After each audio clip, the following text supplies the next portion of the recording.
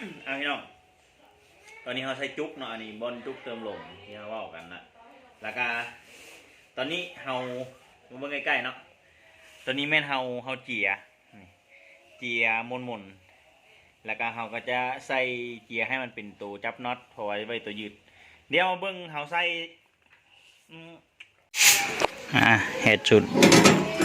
เตาลมจากโชคแกนโชคCBR พวกบิ๊กไบค์เนาะตัวนี้ก็ได้เสื่อมบ่โฟกัสเสื่อมเล็กตัวนี้ติดกับเพราะว่าสีใช้แกนตัวนี้เนื่องจากว่าบ่มีหัวเกี่ยวจากทางดับเพลิงก็เลยว่าเอาตัวนี้แล้วก็อีกฝั่งหนึ่งแม่นเกี่ยวปกติเกี่ยวของมันก็ตัวนี้จะเป็นตัวปิดตัดออกมาจากของมันเองแหละสามารถหันเข้าไปได้แบบนึงเอามาเลยสามารถหันเข้าไปได้เอาแมงมุมทะเลใส่สินหรือช่วงหันเข้าไปกึบ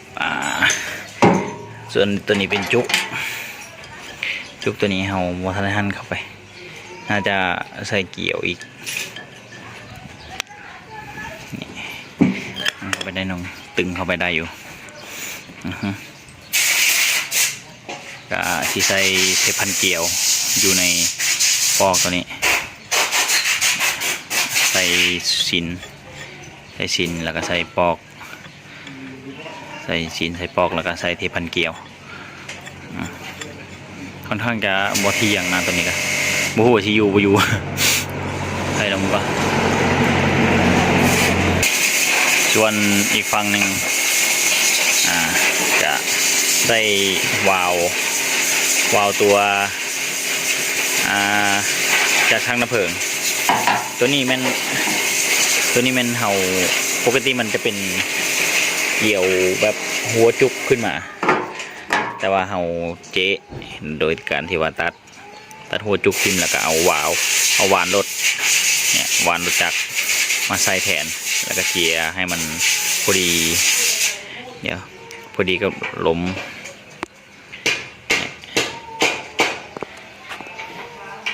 พอดีล้มกับตัวนี้ล้มกับหูตัวนี้นี่ปกติหูมันจะยาวขึ้นมานี่นอตัวเก่ามันปกติมันจะเป็นแบบนี้มันจะต่อตัวนี้มาต่อกับตัวนี้เป็นแบบนี้ต่างกันแต่ว่าเราเอาหัวหวานรถจักรวานรถมอไซค์มาหันเข้าแล้วก็ตึงให้แน่นเพื่อว่าไปยึดกับเราตัวนี้นะเราเขาก็ต้องไปจอดเจ้าน็อตตัวนี้ใช้เหล่าเพื่อว่าหันตัวนี้ใส่และมันต้องมีตัวอีกตัวหนึ่งเข้ามาอยู่นี่ ใส่หัวน็อตช่องตัวหนึ่งติดกับเหล่าอีกตัวหนึ่งใส่กับตัวนี้หันเข้าเหล่าปุ๊บแล้วก็หันตัวนี้เข้าไปตึงกับเหล่ากับน็อตอยู่เถิงนะหลังจากนั้นก็ใส่เหล่าได้เลยตัวนี้เขาก็จะมีสินตัวนี้หันเข้าไปได้เลยตัวนี้หันเข้าไปได้เลยอันนี้เป็นทองแดงทองเหลืองของเยอรมันเกรดวัดลมนี่แม่นปกติคิดว่าน่าจะเป็น M10 แต่ว่าค่อยซื้อมาพิษเป็น M8 เนี่ยซื้อมา M8 ตัวนี้ฮับได้อยู่สั่งอยู่กลุ่มจากในแม่นสาว MPA ว่าหรือว่าฮับน้ำหนักได้อยู่ฮับแห่งอัดได้อยู่ 3,000 psi ตัวนี้ M8 เนาะกี่วัตต์แต่ข้าวให้คือมันล้มเนี่ยล้มเฮาก็เลยหาวิธีจะเจียตัวนี้เจียหัวตัวนี้เนี่ยให้มันสรุปกับตัวนี้ ให้มันลุกเข้าตัวนี้ได้แล้วจะจอดทองจะเสื่อมทองเดี๋ยวเขาจะเสื่อมอยู่นี่แล้วก็หันตัวนี้เข้าไปได้เพราะว่าตัวนี้กับตัวนี้น็อตตัวนี้กับตัว M8 สามารถที่เข้ากันได้เนาะกับฟื้นๆหน่อยนึงบังคับเข้าเลยดังนั้นแล้วเขาก็เอาตัวนี้นี่มาหันใส่แล้วก็ชุดวาล์วอันนี้แกนวาล์วเข้ามาปุ๊บนี่ปกติต้องตัดเพื่อไปให้ลมออกลายแล้วก็หันเข้าให้ผมเนี่ย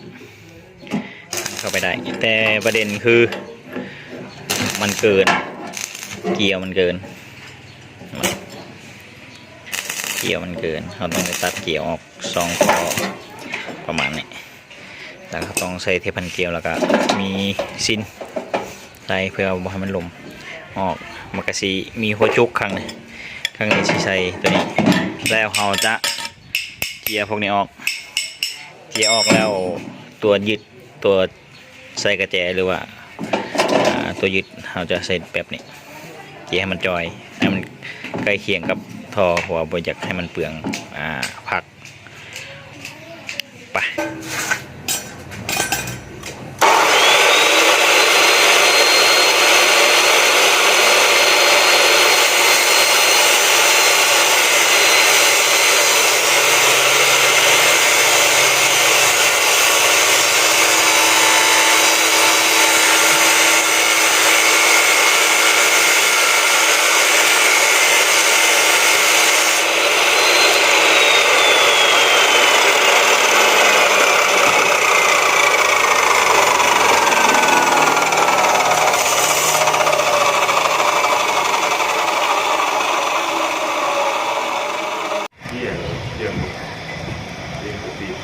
เกียร์ก็บ่ติดเนาะเฮ็ดได้บาดบ่ไหม้ทำดูต่อพี่น้องตอนนี้เขาใช้จุกเนาะอันนี้บอลจุกเติมลมที่เขาว่ากันนะแล้วก็ตอนนี้เราเบิ่งใกล้ๆเนาะตอนนี้แม่นเราเจียนี่เจียมนแล้วก็เราก็จะใส่เจียให้มันเป็นตัวจับน็อตพอไว้ตัวยืดเดี๋ยวเบิ่งเราใส่ตายกูนี่เขาใส่ไซส์สปริงทางในเรียบร้อยแล้วมีแต่เขาประกอบเนี่ยบอกยืบนี่ก็อันนี้คือเล็กที่เขาใส่ไซส์สปริงเนาะอันนี้คือสปริงเขาจะใส่เพื่อดันแกนวาล์วปกติแกนวาล์วมันจะลุม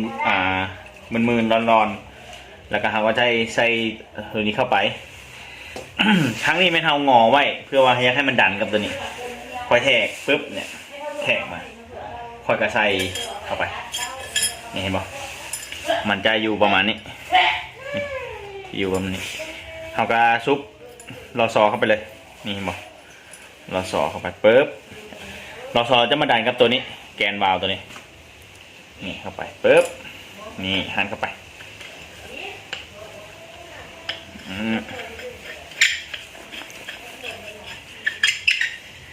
เห็นบ่วันนี้ดีแต่ประเด็นคือของเฮาคือตอนนี้นี่หันไปหันมาฮักอันตัวจุดอันที่เฮาไปต่อกับเราแม่นหัวหวานรถที่เฮามาต่อกันนี่มันฮักน่าจะได้เฮ็ดใหม่บ่ว่าน่าจะและต้องได้เฮ็ดใหม่เนาะส่วนกีดวัดเฮาจะใส่ข้างนี้เอาไปจอดไปเสื่อมมาจากที่เฮาได้เบิ่งเมื่อกี้เนี่ยเฮาจะเอามาใส่อยู่นี่เนาะอันนี้มองเกจวัดลมค่อยเจาะ เราอันนี้คือ2จุดนี่อันนี้แม่นบอลเสื่อมกับเราค่อยใส่ประมาณ53 เซนนี่ค่อยจะมาเสื่อมกับแบบนี้นี่ค่อยจะมาเสื่อมให้มันได้ประมาณนี้นี่ให้มันมาและยังก็คือ1บอลใส่ลูกไก่ใส่ลูกแล้วก็ คอนเนาะเดี๋ยวเรามาอัปเดตในคลิปหน้าเอาก็ว่ากันไว้สำหรับคลิปนี้นี่พี่น้องก็มานะครับก็สิมาอัปเดตไปเรื่อยๆจากคลิปหน้าเนาะเราจะมีเฮ็ดคอนแล้วก็ตัวนี้พร้อมกันเนาะเอาเจอกันคลิปหน้าพี่น้อง